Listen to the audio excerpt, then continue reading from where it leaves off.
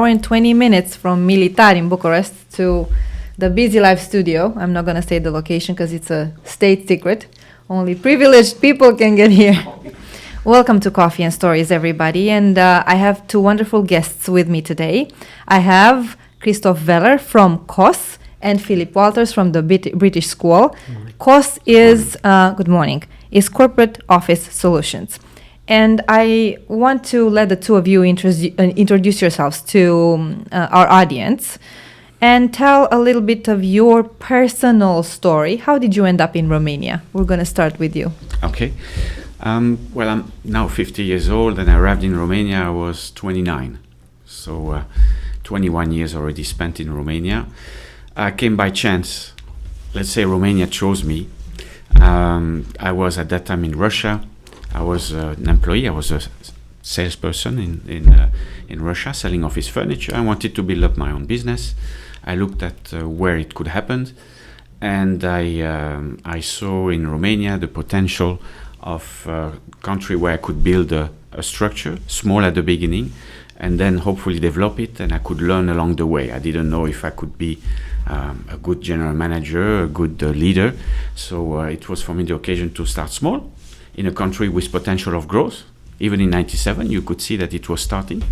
And this is where I started. And at that time, I had a young family. I had just a daughter that was born in Moscow in May 97. I should know. Yes. I should know. May 97. Her name is Victoria. Her mother is British.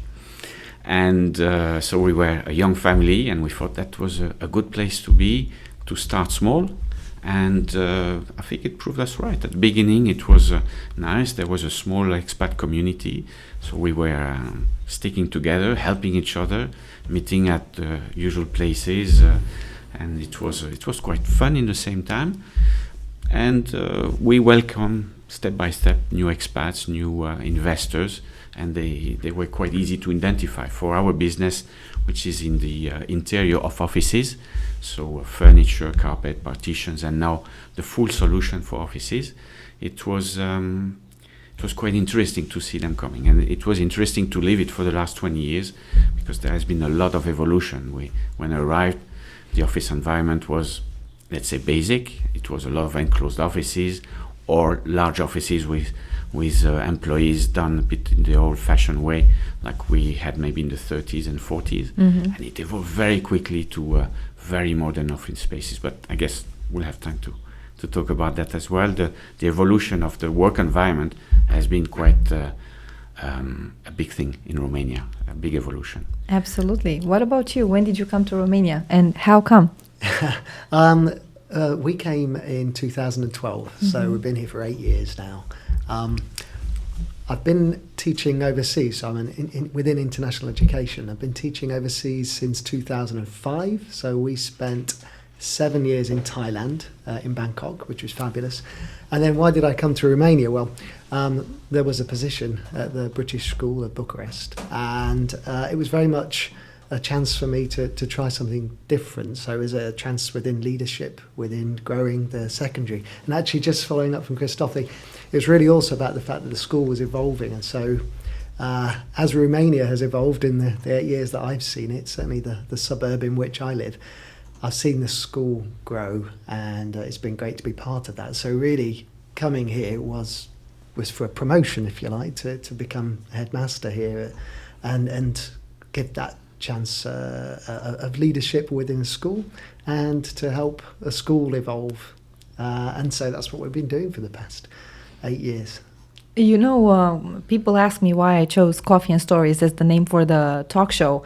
And they think it's because I love coffee, which I do. I absolutely love coffee. But did you know that back in the communist years in Romania, Romanians didn't have real coffee anymore, especially in the last, let's say, 5-6 years mm-hmm. before the fall of communism.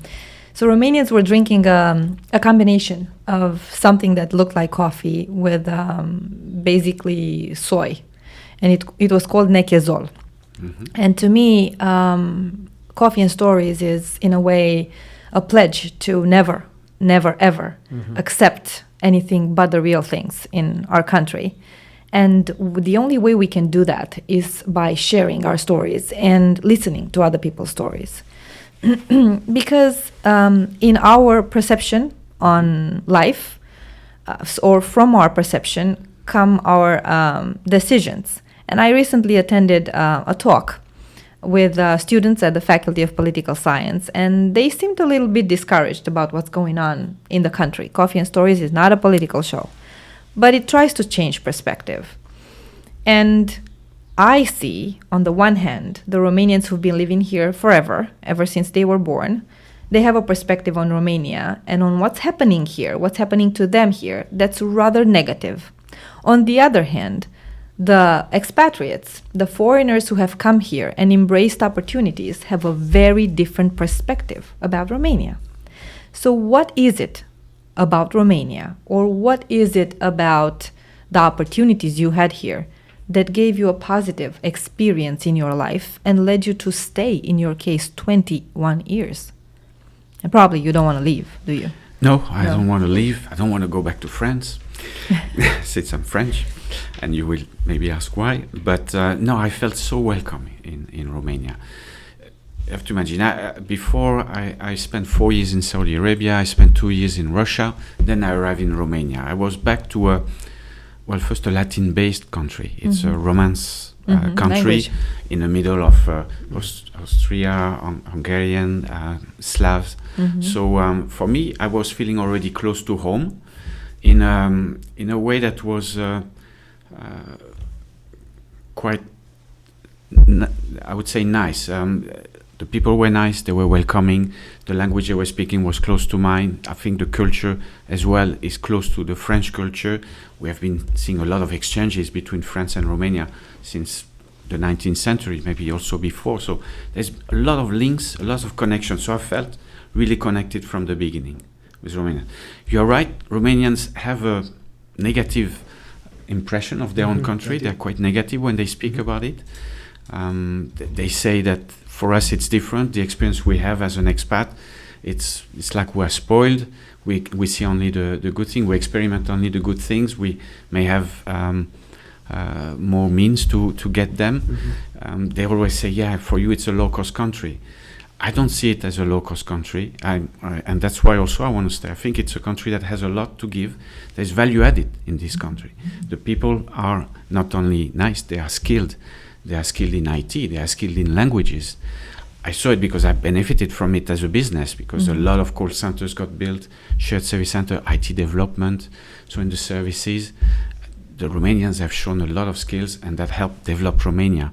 So I think the key element for Romania, it's its people, and I benefited from it. Romania is benefiting from it. They are growing thanks to the people that live here. So I truly believe Romania has a great future thanks to its people. So hopefully more will come back because we need them also with the experience that they have abroad.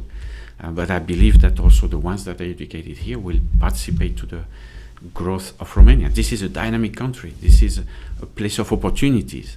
So, Christophe, if I could, I'd echo a lot of what you say. One thing that I'd pick out is the ability within languages, and I see this in our Romanian students. So we've got about 1/3 of our students are Romanian, but when they hit secondary school, high school, their ability within French, German or Spanish is second to none. Our results are ridiculous. They're superbly high. And there is an innate ability there. There's an innate ability for understanding and a desire for cultural understanding.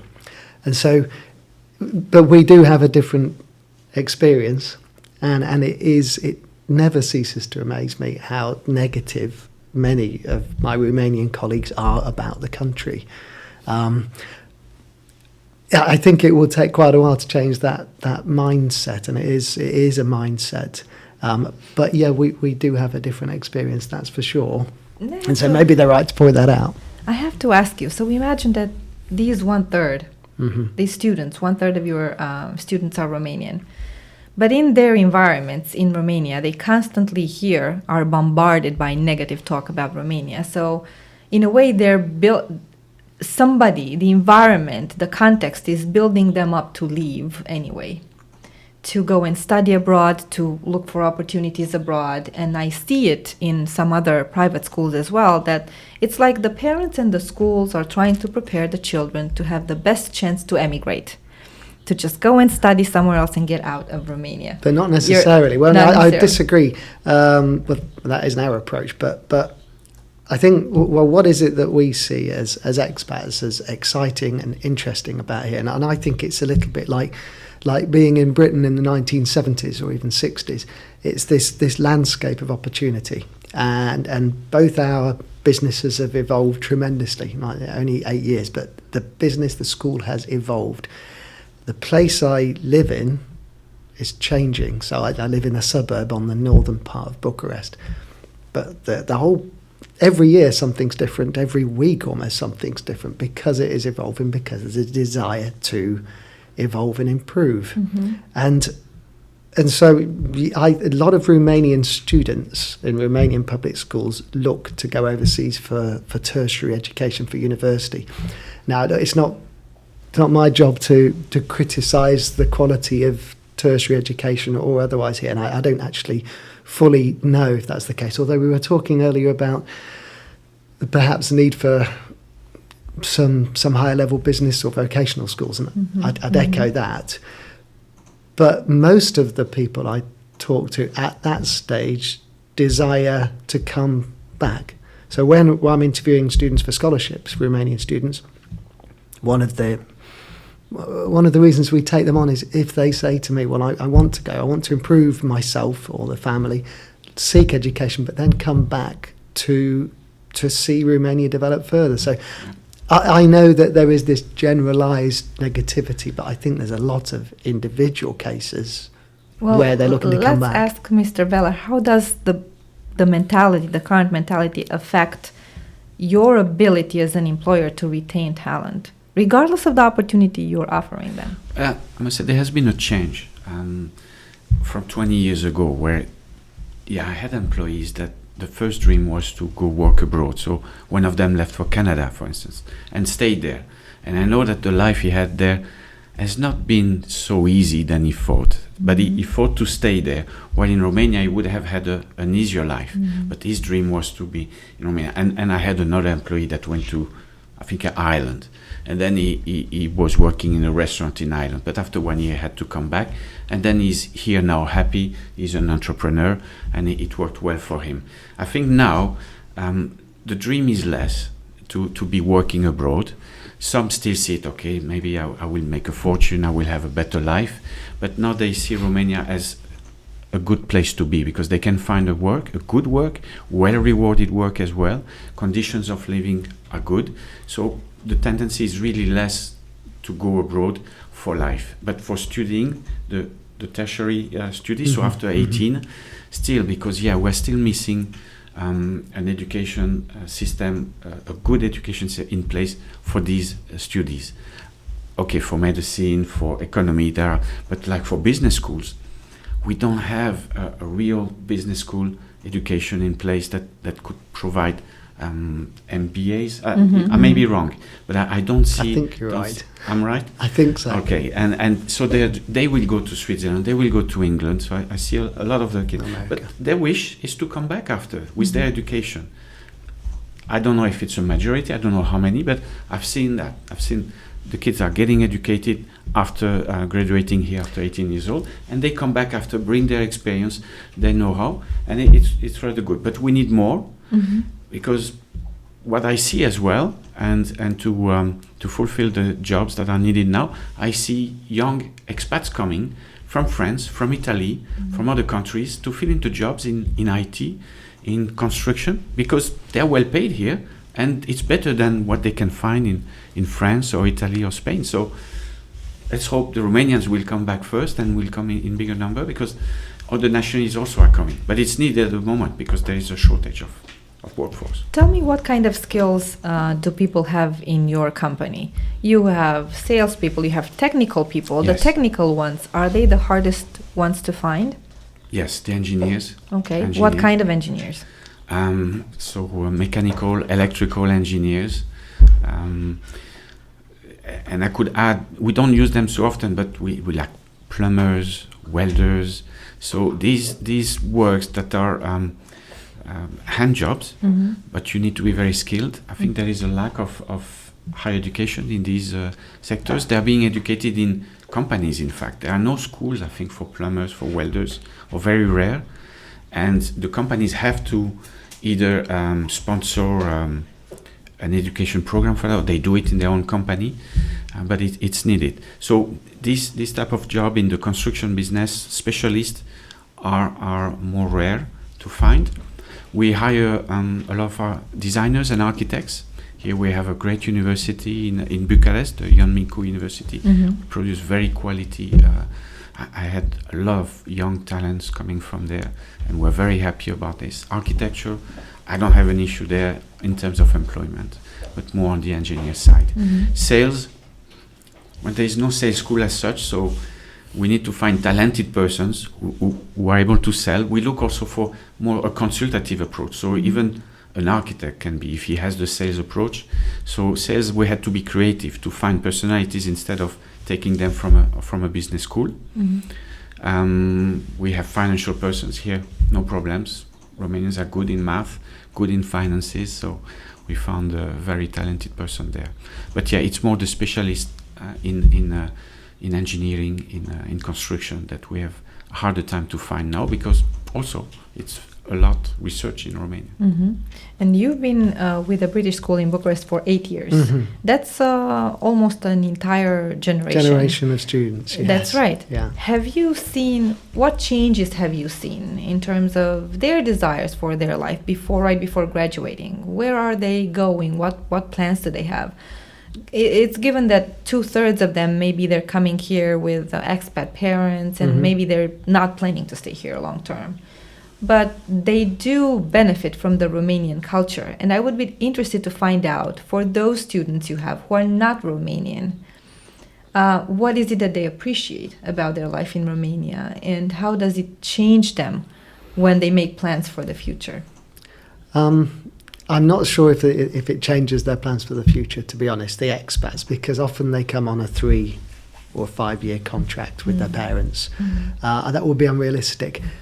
Our head boy last year was a British boy who was with us for 5 years. Now, he said that he was born in Wales but made in Romania. And that, I think, related to anyone living their formative years in a country will create friendships, create an understanding for that place. So they definitely, like us as expats, develop a love for the country and some understanding.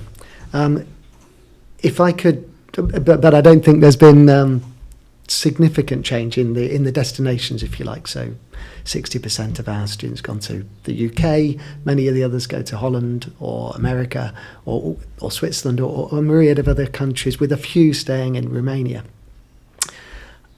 I think just to pick up on one thing, I think it's also the softer skills that perhaps aren't pushed as much within the local curriculum. And far from being an expert on that, I just sense it. So when I receive students from the Romanian state system, public schools, they will quite often lack, compared to students who've been in other systems, for example, practical skills or a desire to question and debate and to collaborate. And I think that's reflected a bit later on in the workforce. So when I hire Romanian staff who have been overseas, I sometimes see a very different mentality to those who've always lived within Romania.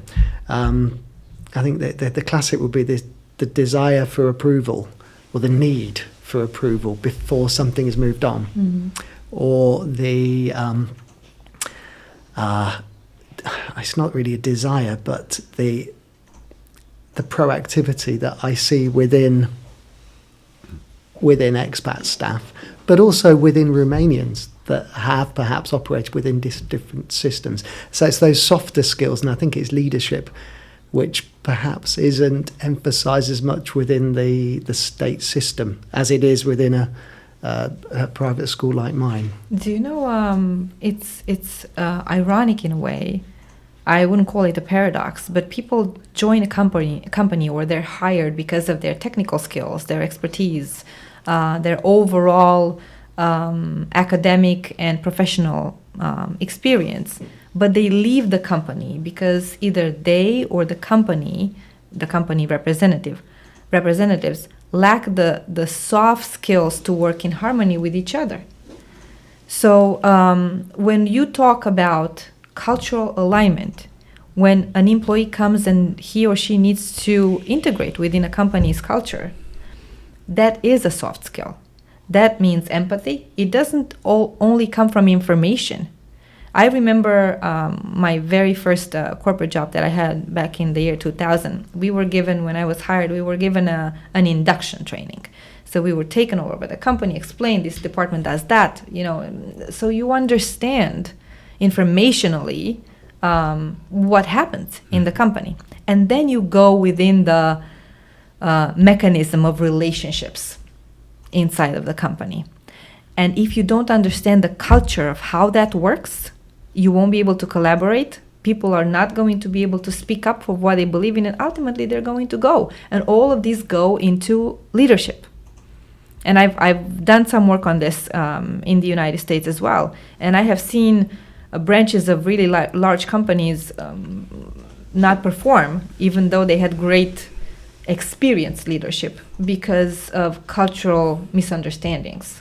And that's very important. In a way, the fact that expatriates feel so well received in Romania, so welcomed, and they adjust, tells me something about our resilience as a people.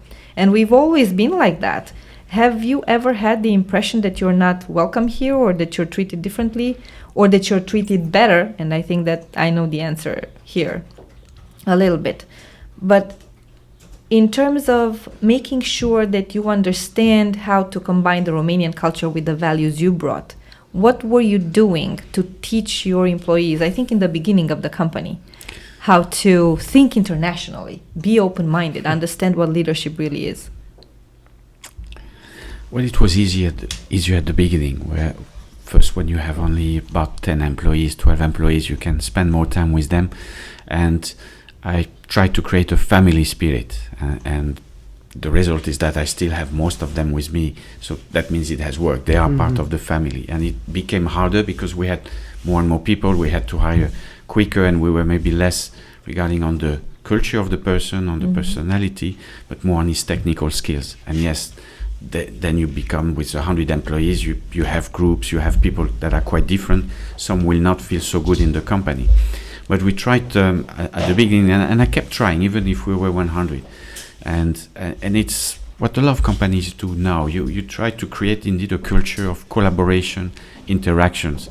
We build a lot of offices in Romania, and there's a lot of emphasis because performance of a company comes a lot from the interaction, collaboration happening in the office. So you have to have to make a team out of your employees, and whether they're engineers, architects, sales, finance, they need to live together, they need to work together. They spend 8-9 hours at work, more than they do with their family, so they need to work together. So what do? You in an office, you create a posture for interactions between them. So we have, for instance, a big work cafe, a cafeteria where people can meet at any time of the day, have a coffee or have lunch. You have plenty of meeting rooms, informal meeting rooms, looking like home. So you create an environment that helps them to meet and to discuss, not necessarily about work, but also about personal things. And you organize events as well. You go outside, and there's many places in Romania to have fun activities or cultural activities. So we do that 2-3 times a year. I used to, when we were 15 only, we used to do trips abroad. Once a year we were going. So we went to Roma, we went to Egypt, we went to Croatia.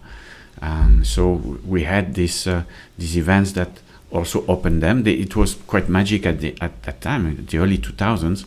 Well, some of them had not traveled before. So going to Egypt, it was a great experience.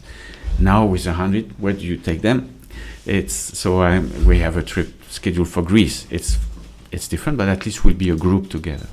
So, and this is not only in my company. I see a lot of companies doing that nowadays. It's part of the way they build a culture in the company, to be together. What else could I say? What we do is we try to have fun also at the office, to create a culture of having fun, still to be working. Sometimes it gets very tense. You can't avoid these times. But at the end we try. So like Friday, we go to La Certa to visit the winery La Certa near Misil. All employees have been invited. I think we'll have about 70 employees going by buses, spending a day in La Certa to have fun, to drink a bit of wine, to have nice food from a ferma nearby called Dacilo. So it's going to be fun. And then, so this is what we try to do. And what we also try is to give a purpose to our employees through CSR, so corporate social responsibility experience. So we participated to build a shelter for young families that didn't have a place to live. We also give money every end of the year to some charity organizations. We participate. We give clothes, we give toys to orphanages. So we try to make the employees participate to these events, because I think it's important also for them to give to the community back something, and that's part of building a culture in the company. I've not invented that. It's happening a lot in Romania.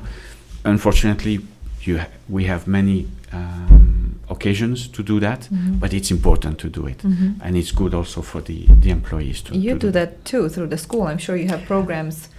Yeah, what kind of programs do you have?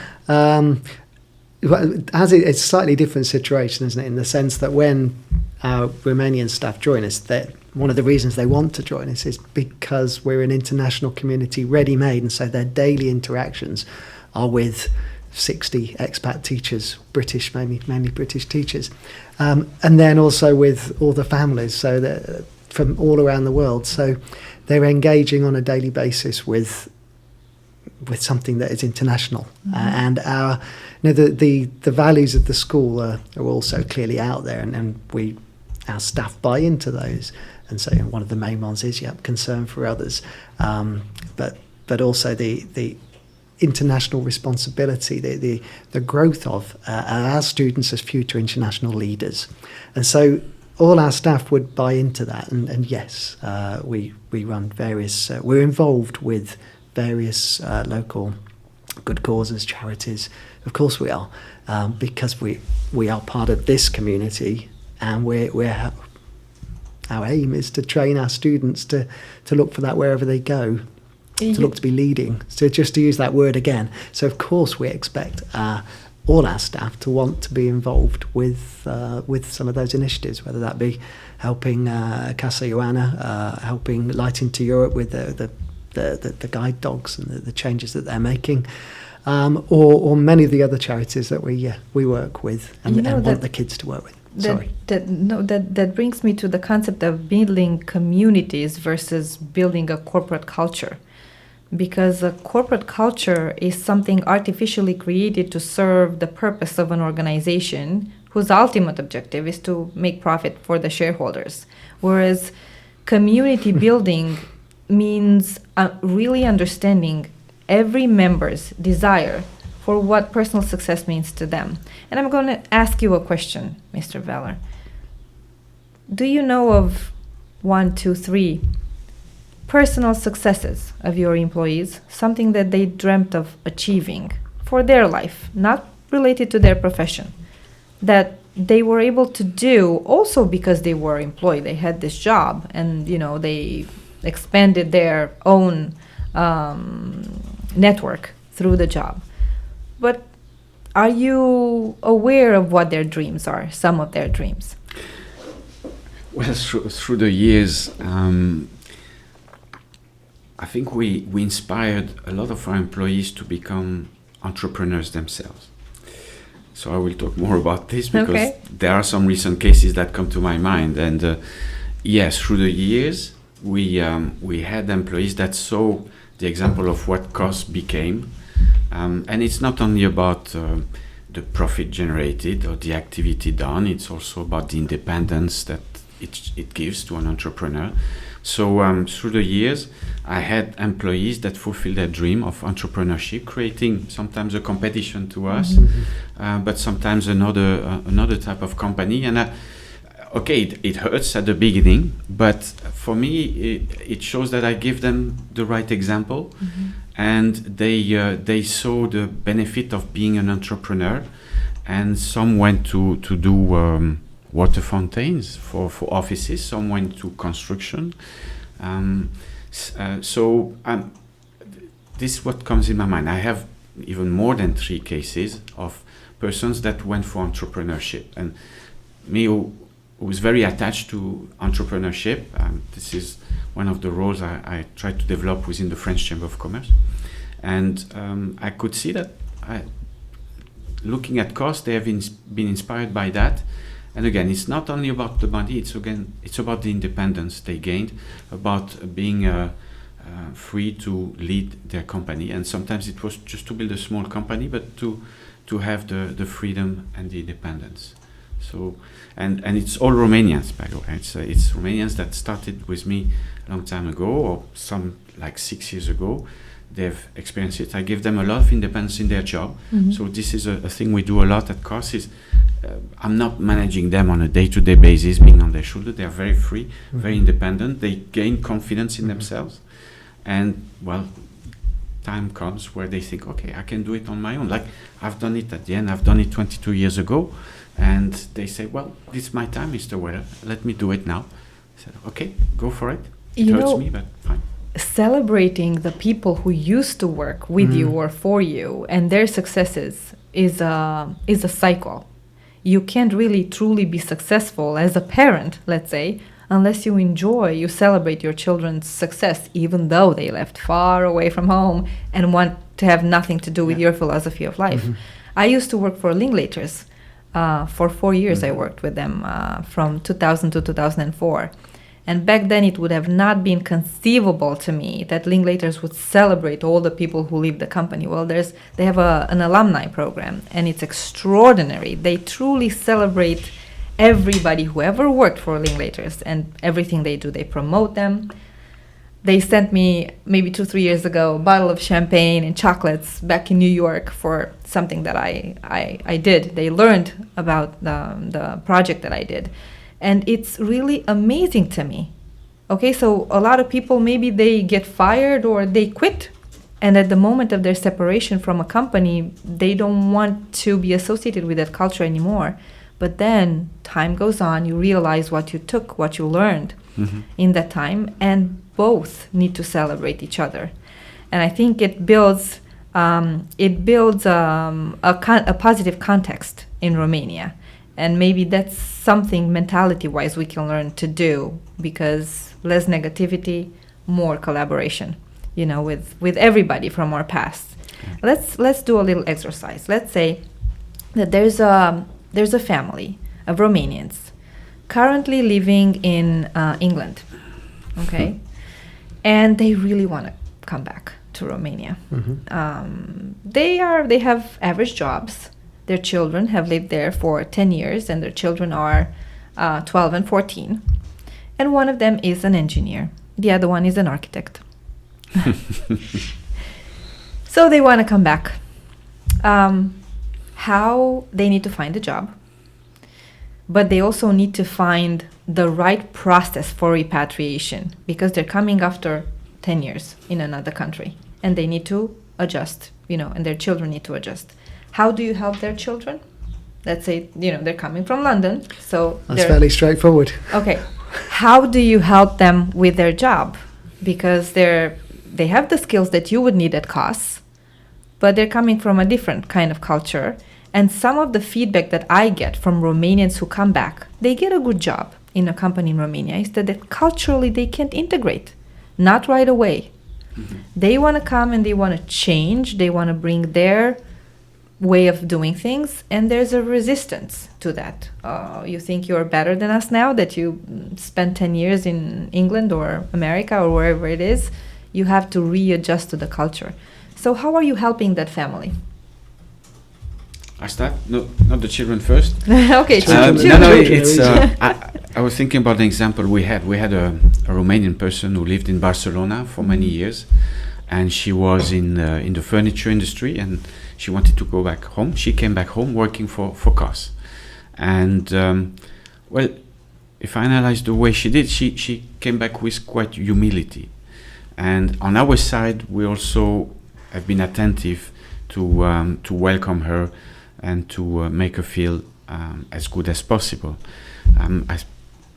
She's in the sales, so she spent more time with me, and it took a while, but she has integrated very well now, and she has built even a network that produces quite a good amount of business at the moment. So she has done also a great effort of readapting to Romania. So she wanted to come back, so it's not like I had to convince her to come back. She really, her and her husband had really the wish to come back to Romania. I think they found a place where now it's rather nice to live. The salaries are really good now. You can have a very good standard of living, accommodation, quality, everything is available. Entertainment is really widespread. Culturally, we have the occasion to go to really quality places, opera, theater, concerts, cinemas everywhere. So the life of a family with children of teenage can be really nice and full of joy and entertainment in Romania. So the opportunities for children have increased dramatically in the past 5 years. If you're just thinking of the entertainment possibilities, not just in the shopping malls, although that does exist quite, to a good extent. But just recently, looking at the growth of somewhere like Edenland on the northern part of Bucharest, or Therm, and all those other remarkable opportunities, you feel really lucky as a child here, I think. And of course, it's exceptionally safe compared to certainly compared to living up in a UK city. So if they're from the heart of London, their children are going to be able to travel around Bucharest much more safely, and not necessarily more easily, but more safely. And so, for peace of mind for the parents, my 15-year-old will take Ubers to various places to see his friends. We can keep track of where he's going. But we feel confident to do that. In terms of the schooling, it is fairly straightforward. We're a British school. We operate with entirely British expat teachers. And so they should. We're like a small part of Britain which has been transplanted, should they wish that. And there's plenty of other possibilities for the children as well. But in terms of what we do for the parents as well, though, so our parents can be part of a ready-made community of parents. We put them in touch with all of our other parents, certainly within the class, but then there's other mechanisms to introduce them to the other parents, not just events, but other mechanisms. And so that international community is here as well, should they wish that. Now, we've had several people do exactly what you say, come to our school for the children so they can continue with the examination system and the curriculum. And one or two of them have found it difficult, for sure, to integrate back in, exactly as you say. Some of them have gravitated towards our parents from different countries for socially and spent a lot of time with them, for sure.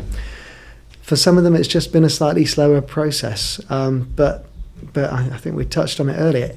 As the mindset changes within Romania, I think that will become more straightforward for them.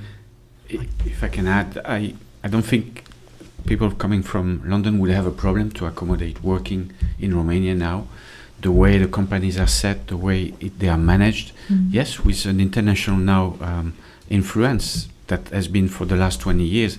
A lot of the companies, international firms set up here, and they are now managing the companies here the way they do in London or in the US. They give the same environment, the same leadership principles, and it's really easy for somebody who would come back from an experience in London or New York to work in a company here, because the conditions would be pretty similar, but they would be at home, closer to their family. So I think it's a quite a win-win situation here, because they could bring their know-how, their knowledge from what they have experienced outside, bring it here, but they wouldn't be so different, because already here we have really ways of working that are up to the standards of abroad. So I don't think there would be a clash of culture. There is not. I've seen it with, the case in our company and some other cases in other companies. There's not been a clash. It's people have really integrated quite well at work.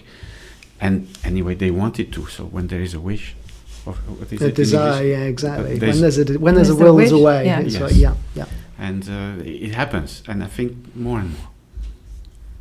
Well, you've been here 2 generations, right? So 21 years. That's 2 generations in terms of schooling.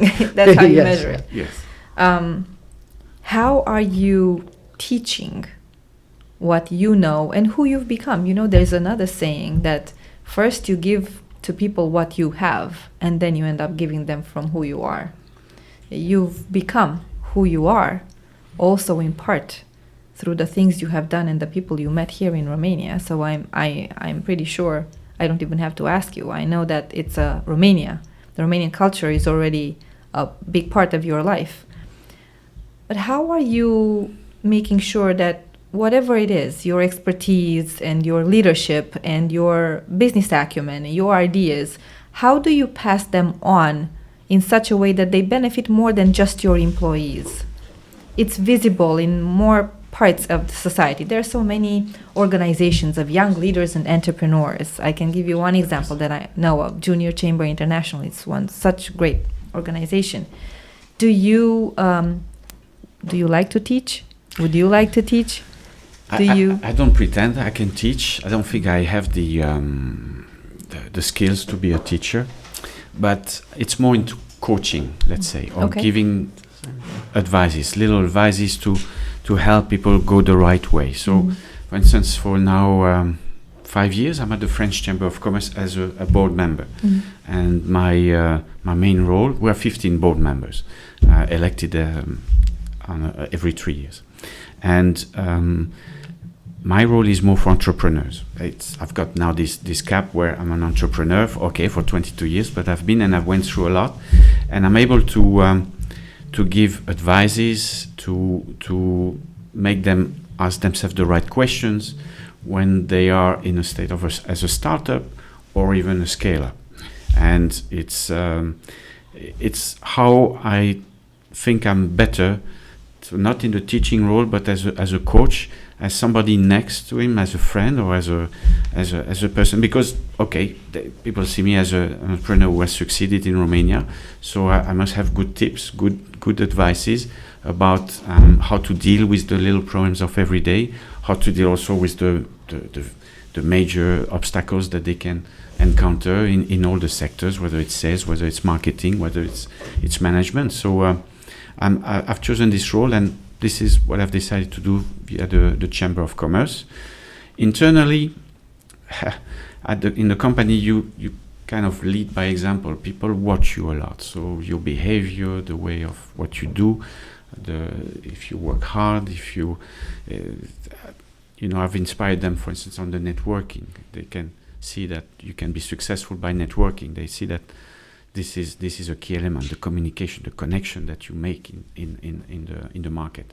So our salespeople are very much into that. And in terms of management, I let them a lot of freedom as well. So you could say, he's not managing, but no. When you let people free, but you have to keep watching them and give them, like a coach, little advices here and there, but not trying to do the work for them. It's like for children, I guess. And after having 4 children, maybe I have a little experience also in that. So I deal with them like I would deal with my children, giving them a lot of independence, but still being there, and when needed, supporting them in a way or another, and giving them the right advices to go forward, but without doing the job for them. I need to ask my producers, how much more time do we have? 5 minutes? 7 minutes? Okay, because we are getting to the you told stories as well until now, but I want to hear some personal stories of your life in Romania, something that touched you, something that happened to you, a person that you met here in Romania who changed your life for the way you see things.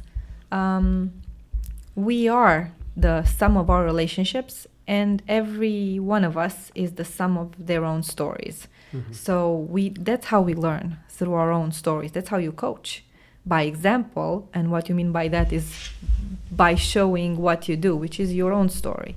So if you can go back in time and just think of something really special that happened to you in Romania. It came from a person or from an event, something that happened. You can start. Can I go back to the previous conversation very briefly? Of course. Just about coaching, but I mean, I think it is also about the ongoing training that exists and the expectation for improvement, the expectation that each year you'll do something perhaps different and get better in a different way.